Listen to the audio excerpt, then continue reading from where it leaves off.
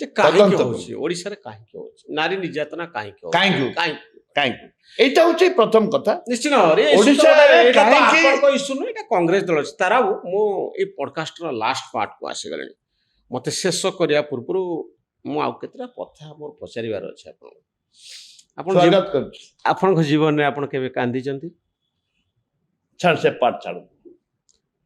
ମୋର ପୁଅ ବଡ଼ ପୁଅ ଚାଲି ପରେ ବହୁତ କଷ୍ଟ ହେଇଛି।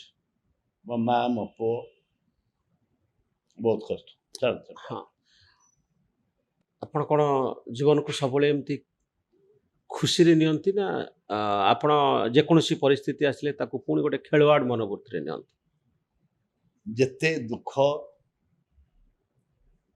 ଯେତେ ଜୀବନରେ ଯେତେ ଦୁଃଖ ଆସିବାଟା ଆସିଯାଇଛି ହୁଁ ଯେତେ ଦୁଃଖ ଆସିବାଟା ଆସିଯାଇଛି ଏବଂ ବଞ୍ଚିବାକୁ ହେଲେ ହୁଁ ମୋତେ ଆନନ୍ଦରେ ରହିବାକୁ ପଡ଼ିବ। କରୋନା ବେଳେ ଆପଣ ବହୁତ ସିରିୟସ୍ ହେଇଯାଇଥିଲେ ବହୁତ ସିରିୟସ୍ ହେଇଥିଲା। ଭାବିଥିଲେ ଯେ ଆଉ ବଞ୍ଚିବି କି ନାହିଁ ମୋ ପ୍ରଶ୍ନ ଉଠୁନଥିଲା ବଞ୍ଚିବାର। କ'ଣ ହେଇଥିଲା ଏକ୍ଜାକ୍ଟଲି ଆପଣ ମୋର ଆକ୍ଚୁଆଲି ମୋର ଇଏଟା ସ୍କୁଇଜ୍ କରିଗଲା ଡେଥ୍ ହେଇଗଲା।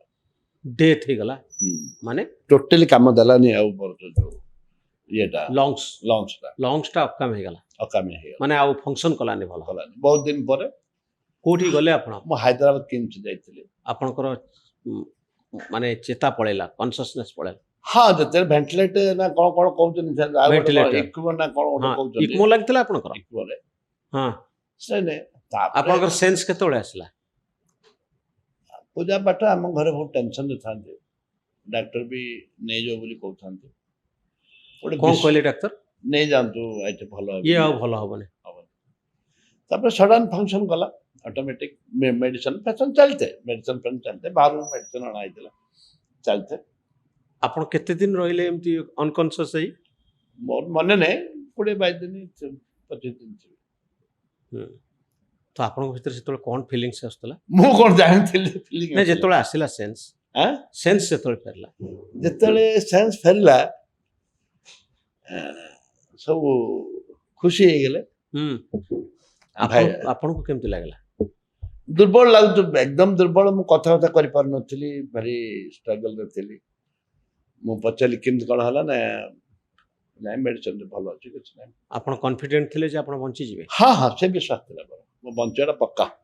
କେମିତି ଯେ ଏତେ ବଡ଼ କନଫିଡେନ୍ସ ଆସିଲା ଆପଣଙ୍କ ଭିତରେ ଲାଇବିଲିଟି ଥିଲା ପୁଅ ବାହାର ହେଇନି ଲୋକଙ୍କ ପାଇଁ କିଛି କରିବାର ଅଛି। ଏଗୁଡ଼ାକ କ'ଣ ବୁଝିବ କିଏ ହଁ ହଁ ପୁଅ ବାହାଘର ହେଇନି ଇଟ୍ ଇଜ୍ ମାଇ ଲାଇବିଲିଟି। ମୋର ଆଉ କିଛି ଲାଇବିଲିଟି ନଥିଲା।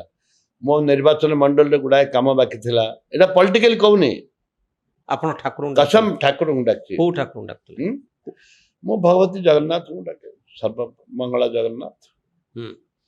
କିନ୍ତୁ ଆପଣ ମୃତ୍ୟୁ ମୁହଁରୁ ବଞ୍ଚି ଆସିଲେ ହଁ ମୃତ୍ୟୁ ମୁହଁରୁ ବଞ୍ଚି ଆସିଲେ।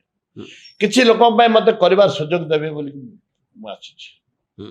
ଆଇ ଏମ୍ ରିବାର୍ଥ ଏଇଟା ଥିଲେ ମାତ୍ର ସନ୍ଦେହ ନାହିଁ ପୁନର୍ଜନ୍ମ। ଆଉ ଦେଖ ମିଶ୍ର ବାବୁ ଗୋଟେ କଥା କହୁଛି ଜୀବନରେ ଯୋଉ କଥା କହିଲି ଆପଣଙ୍କୁ ଯେ ରାଜନୀତି ଗୋଟେ ପଟେ ମଣିଷର କର୍ତ୍ତବ୍ୟ ଗୋଟେ ପଟେ। ମଲା ପରେ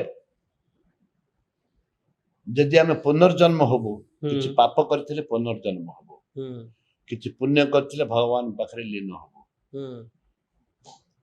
ଭଗବାନଙ୍କୁ 100ଟା ନଡ଼ିଆ ବାଡ଼େଇ ପୁଣ୍ୟ ଅର୍ଜନ କରାଯାଏନି।